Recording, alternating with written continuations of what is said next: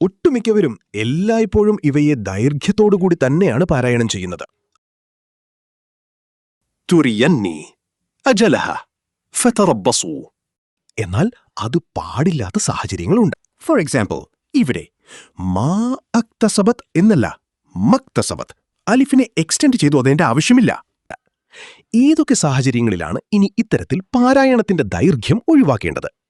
അവസാനത്തെ മദ്ദക്ഷരങ്ങൾക്ക് ശേഷം വസിലിന്റെ അലിഫുകൾ വരുന്ന സാഹചര്യത്തിലാണ് ദൈർഘ്യം ഒഴിവാക്കേണ്ടത്.